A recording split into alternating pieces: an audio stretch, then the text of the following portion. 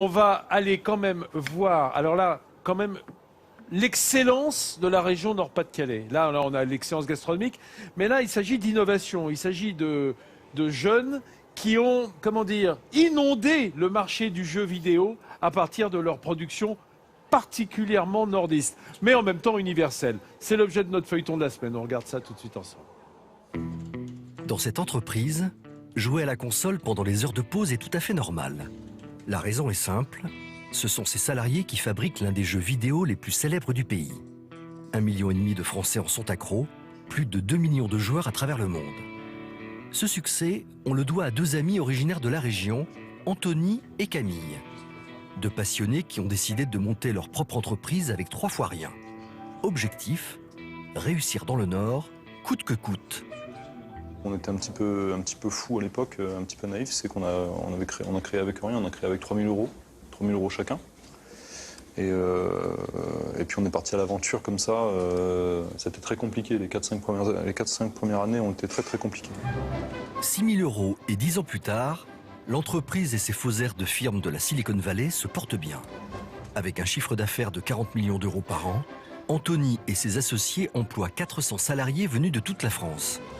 Une réussite typiquement ch'ti dont le passionné de manga est très fier aujourd'hui. J'ai forcément vécu une success story. Il y a beaucoup de clichés sur le Nord, il y a beaucoup de clichés sur Roubaix, mais finalement, peut-être que le froid rapproche, je ne sais pas, ou rend plus productif. Mais en tout cas, ici, je ne sais pas, moi, je m'y sens particulièrement bien. Pour attirer ses futurs employés dans le Nord, Anthony a pensé à leur bien-être et mis en place une crèche pour les enfants des employés. Tous les soirs, Marie-Alix va chercher sa petite Rose, 3 ans, à 100 mètres de l'entreprise, de quoi travailler l'esprit tranquille. Ça a été une épine en moins pour la gestion du quotidien, une facilité en fait de pouvoir avoir les enfants qui sont juste à côté de nous et de pouvoir justement se concentrer bien sur le travail. Après les jeux vidéo et les produits dérivés, l'an prochain sortira leur premier long métrage. Pour fêter ça, direction Lille, où pour l'occasion, un décor grandeur nature et des démonstrations de jeux ont pris place au cœur du centre-ville.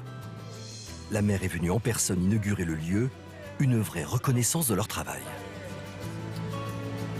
On est tous fiers du travail qui est accompli ici. Les équipes ont travaillé dur pendant 2 mois et puis effectivement, quand vous voyez votre univers, votre vision qui commence à prendre forme, c'est toujours un grand moment de bonheur.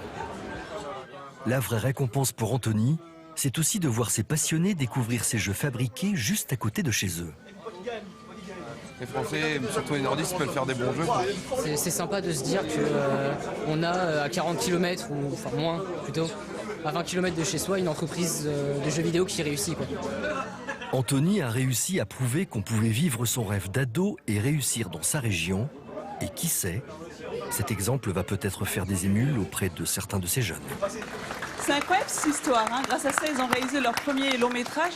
Il faut savoir que dans le Nord-Pas-de-Calais, on compte une douzaine comme ça de petits studios, mais plus petits, hein, de production d'animation. Donc voilà, la troisième révolution a démarré au pays des ch'tis. La crèche dans l'entreprise pour le bien-être des salariés, je trouve ça vraiment une très bonne idée.